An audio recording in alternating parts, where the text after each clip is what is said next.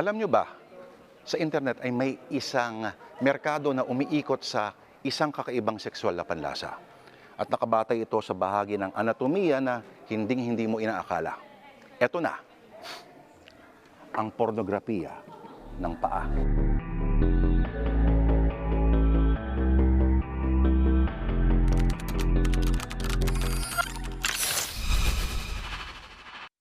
Sa Facebook group online, magpo-post ka doon kasi sobrang dami namang members, thousands dito lang sa Philippines. Meron din sa ibang bansa. Ang gagawin mo lang is ipapakita mo lang yung paa mo, tapos halimbawa, mag-request sila na yung cupcake,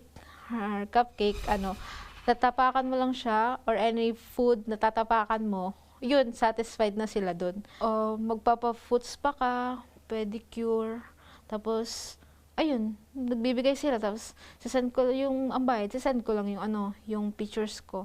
Pag pictures, pwede na sa akin isang picture, pwede na sa akin mga 200 to 300 pesos. Pero pag mga video, 500. Yung isa, worship lang, yung parang ikaw yung goddess nila. Parang sasambahin ka nila.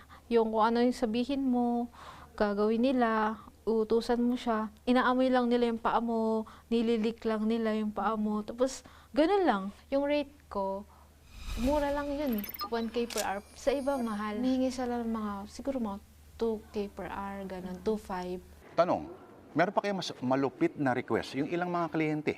Mas ang gusto nilang bilhin na sapatos is yung sobrang gamit na gagamitin mo siya ng hindi ka nagmemedyas.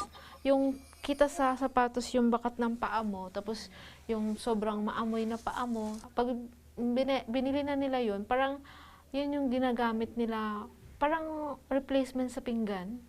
Doon na sila kakain. May isa akong client na tinapay or any food na pwedeng ilagay mo sa sapatos mo, maghapon mo siya ilalagay doon. Itatabi mo muna yon, tapos sa session, pag meron kayong schedule session, kakainin nila. Pagpasok nyo pa lang sa motel, required naka-shoes ka with socks. Kasi may fetish na yung socks mo, ibababad nila sa tubig, tapos iinumin nila. Extra income ko lang to kasi pambayad ng bills or ng budget mo, transpo, pagkain, ayun. Kung sapat naman yung sweldo ko, hindi ko yun gagawin. Sa bawat kurba ng sakong, bawat tiklop ng talampakan, bawat pagkulot ng mga daliri, paano magpapainit ng damdamin at paano ka nito bubuhayin. Lourdes Vera, mukha na maliliit, isyong malalaki, paa para sa mga mahihilig. Dokumentado. Mga kapatid, Jig Manikad po, pagdating sa mahalagang balita sa loob at labas ng bansa, dapat una sa lahat, mag-follow at mag-subscribe na sa social media pages ng News 5.